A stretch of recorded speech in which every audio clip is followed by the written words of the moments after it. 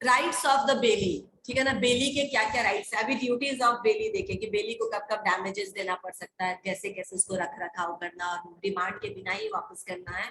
Reasonable time expire कर गया तो अगर डिस्ट्रक्ट होता है तो बेली बिकम रिस्पॉन्सिबल। अब उसके राइट्स क्या क्या है, टू क्लेम फॉर डैमेजेस अगर फॉल्ट नहीं बताया था, हाँ कुछ मटेरियल फॉल्ट था प्रोडक्ट में और वो आपने नहीं डिस्कस किया था, उसके कारण से मैंने उस दिन भी बताया था कि अगर बेली का हाथ पैर टूट गया या उसको कुछ नुकसान हो गया, ठीक है ना, तो आप इस तरह के डैमेजेस को वो क्लेम कर सकता है, ठीक है। टू क्लेम नेसेसरी एक्सपेंसेस, ठीक है, ग्रेटिचुअस ही है भले ही, लेकिन अगर हमने कुछ नेसेसरी खर्चा किया उस सामान के ऊपर या उस चीज के ऊपर तो वो खर्चा को हम क्लेम कर सकते हैं।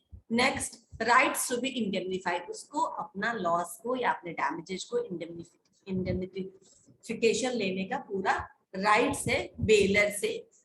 जैसे if bailor demands the return of goods before specified time और purpose, the bailee has incurred expenses on these goods in excess of the benefit derived by him.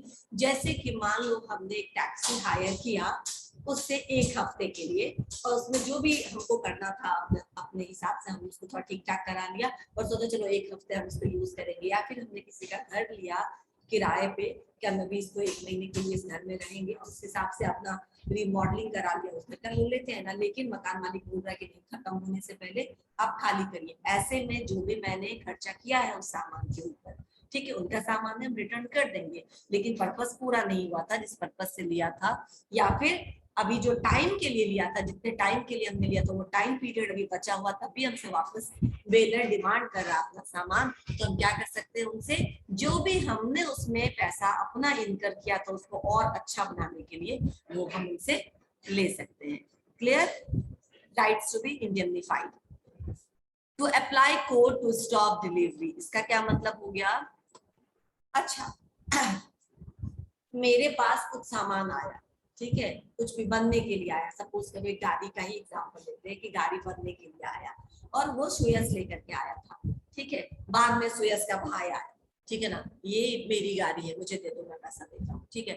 अब मैं किसको वापस करूँ, मुझे तो सुयस ने दिया था और मैं मेरे हिसाब से he is the owner of this car, ठीक है, वो उसका भाई आता है कि गाड़ी मुझे दे दो, कोई और आता है कि गाड़ी मेरी है मुझे दे दो, तो देन इन दैट कंडीशन मैं किसको दूंगी, मैं किसी को नहीं दूंगी, मैं ये चीज कोर्ट को बोलूंगी नाउ आप ही तय करिए कि इसका असल ओनर कौन है। जब तक ये पता नहीं चलेगा तब तक मैं उसके पास ये डिलीवरी स्टॉप करके रख सकती हूँ। ये समझ में आया? ट्रू ओनर कौन है? If the goods are claimed by a person other than the bailor, अगर कोई दूसरा क्लेमेंट पहुंच जाता है बेलर के अलावा यानी सुयस के अलावा, कोई 1 2 3 कोई तुम में से पहुंचता है कि मेरी गाड़ी है मुझे दे दो, वहां पे बेली क्या कर सकता है, कोर्ट जा सकता है और कोर्ट को डिसाइड करने के लिए टाइम दे सकता है कि भाई आप ही डिसाइड करिए हम किसको डिलीवर करें।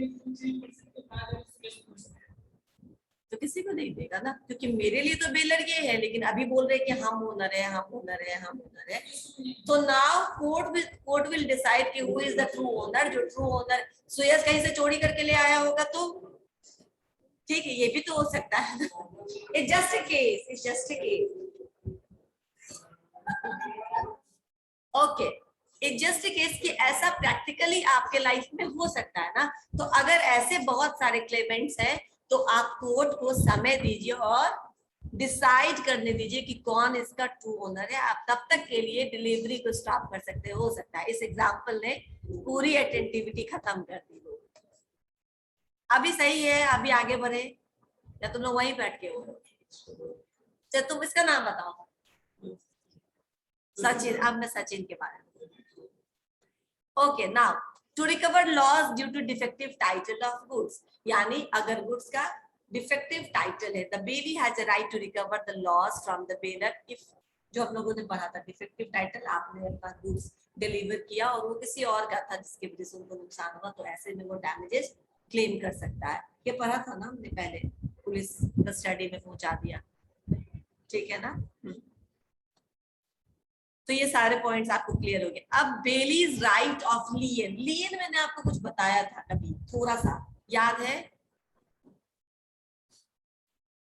आप अपने सामान के लिए, अपने रेम्यूनरेशन के लिए, अपने कॉम्पनसेशन के लिए अगर किसी और का सामान अपने पास कुछ समय तक होल्ड करके रखते हैं तो इसी को हम बोलते हैं लियन करना, ठीक है।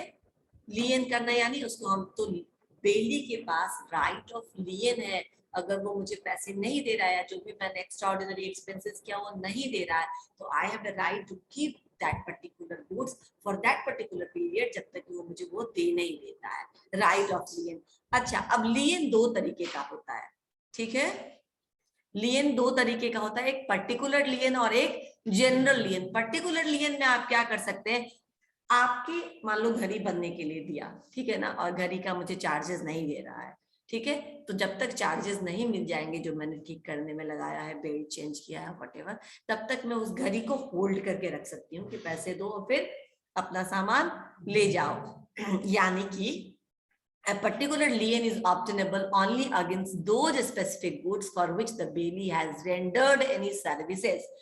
गैरेज में गाड़ी दी, गाड़ी को ठीक करने में हमने अपनी सर्विसेज दिया, हमने मेहनत किया, लेबर एंड सर्विसेज, हमने अपना स्किल लगाया उसमें, तो वैसा स्पेसिफिक गुड्स जिसमें हमने अपना लेबर, अपना मेहनत, अपना स्किल खर्चा किया और हमें कॉम्पनसेशन या हमें हमारा चार्जेस या फी नहीं मिल रहा है, तो हम उस पर्टिकुलर गुड्स को रोक के रख सकते हैं, ठीक है, जब तक कि वो पैसा हमें दे ना दे। पर्टिकुलर लियन यानी वो स्पेसिफिक गुड्स जिस पर आपने अपना समय, लेबर और स्किल लगाया है, उसको आप होल्ड कर लीजिए।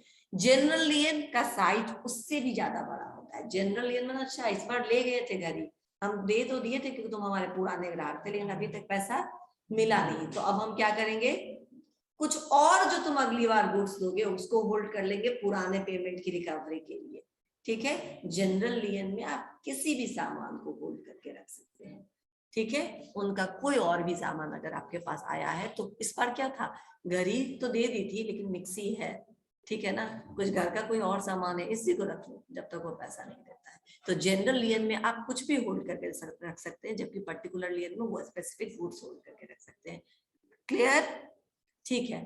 थोड़ा सा कंपैरिजन है जनरल लियन और पर्टिकुलर लियन में, यहाँ पे सिंपल है, आपको पहले पता चल गया मीनिंग क्या है जनरल लियन का। General lien means right to retain the goods in position, आप तब तक उस गुड्स को अपने पास रख सकते हैं until all the claims of position holder are satisfied, जब तक कि सारे क्लेम्स आपको आपने जो जो क्लेम किया वो आपको दे नहीं दिया जाए, तब तक आप किसी भी सामान को होल्ड करके रख सकते हैं। Particular lien implies right of the bailee to retain specific goods bailed for non payment of amount, ठीक है ना, आपने घड़ी ठीक कर दी लेकिन आपको उसका चार्जेस नहीं मिली, तो सिर्फ नॉन पेमेंट ऑफ अमाउंट के लिए आप उसका वही स्पेसिफिक गुड्स होल्ड करके रख रहे हैं पर्टिकुलर लियन, ठीक है। जनरली मतलब जितने भी आपके क्लेम्स, अगर कुछ भी क्लेम्स नहीं पूरे हो रहे हैं या नहीं आपको दिया जा रहा है, तो आप कोई भी सामान को होल्ड कर लीजिए। क्लियर, समझ में आया ये, या कुछ डाउट है?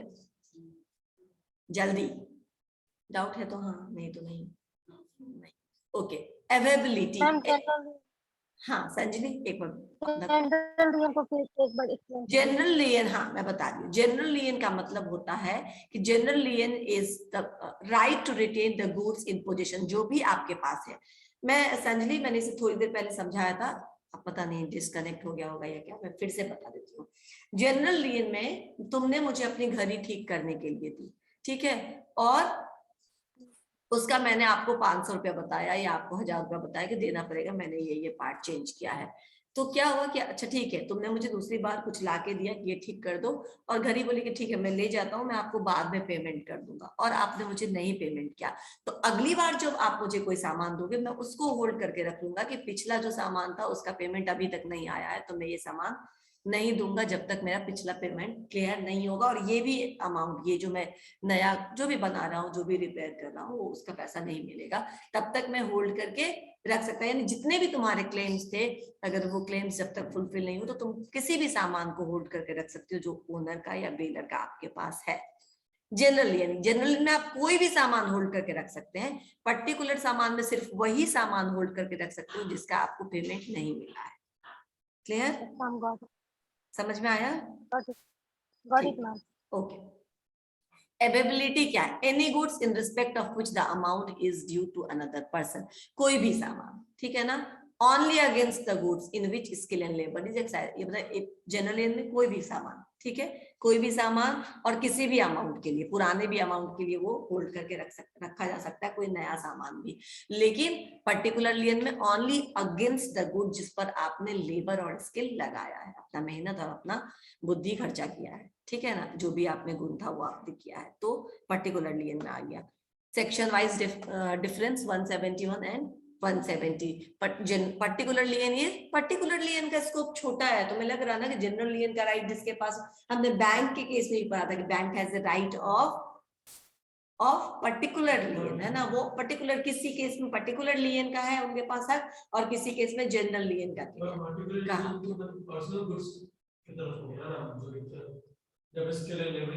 हाँ, कोई भी जिसपे भी आपने, जैसे मैंने अभी बताया ना कि कुछ बनने के लिए दिया आपने, कुछ करने के लिए दिया, तो 170 section 170 talks about particular lien and section 171 talks about general lien, ठीक है। और क्या डिफरेंस है? जनरल लियन में आप उसको सेल नहीं कर सकते हैं, ठीक, आप रख तो सकते हैं कोई भी सामान अपने पास किसी भी एडवांस के या किसी भी लोन के क्लेम को फुलफिल कराने के लिए, लेकिन you have no right to sell that goods. इसीलिए बैंक के पास पर्टिकुलर लियन होता है, जब आप उसको गोल्ड लोन लेते हैं और नहीं वापस करते हैं तो he can auction your goods, है ना, ऑक्शन योर गोल्ड, है ना, गोल्ड ऑक्शन में चला जाता है ना, ये पर्टिकुलर लियन। इसीलिए बैंक के पास पर्टिकुलर, जनरल लियन में उसको फर्दर सेल करने का राइट नहीं होता, लेकिन पर्टिकुलर लियन में फर्दर उसको सेल किया जा सकता है अगर स्पेसिफिक टाइम पीरियड तक आपने उसको पैसा वापस नहीं दिया तो, ठीक है। ओके, अगेन ये मॉर्गेज से या प्लेज से अलग है, ठीक है, मॉर्गेज या प्लेज से डिफरेंट है, अब हम चलेंगे बाद में उस पर। अच्छा, exercise by bankers, wharfingers, factors, brokers, attorneys. Certain case में जनरल हाँ, सर्टेन केसेस में जनरल लियन का राइट एक्सरसाइज करती है बैंकर्स भी, वॉरफिंगर्स भी, फैक्टर्स भी, ब्रोकर्स भी, अटॉर्नीज, ठीक है। ये वॉरफिंगर्स क्या होते हैं? वॉरफिंगर्स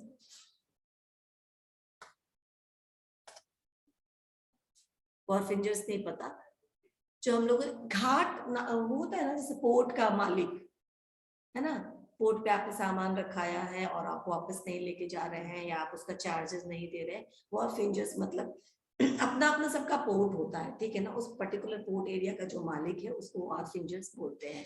तो वो फैक्टर्स भी मैंने बताया था एजेंट केस में कि फैक्टर्स होते हैं, एक होता है क्लियरिंग एजेंट्स होते हैं, पता था ना, टाइप्स ऑफ एजेंसी में, टाइप ऑफ एजेंट्स में, तो ये brokers, factors, lawyers, these having right of general lien. Banker के केस में कुछ केसेस में वो जनरल लियन का राइट एक्सरसाइज करती है, जबकि गोल्ड लोन वगैरह के केस में वो पर्टिकुलर लियन का राइट होता है उनके पास।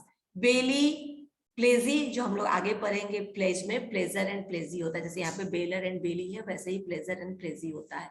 Finder of goods, agent, partner, unpaid seller, all having particular lien, ठीक है ना, सबके पास पर्टिकुलर लियन का राइट है, ठीक है।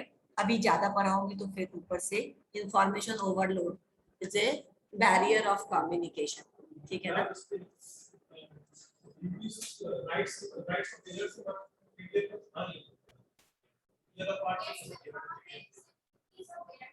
अच्छा, ये वाला नहीं है, मैं ये वाला भेज देती हूँ, ओके।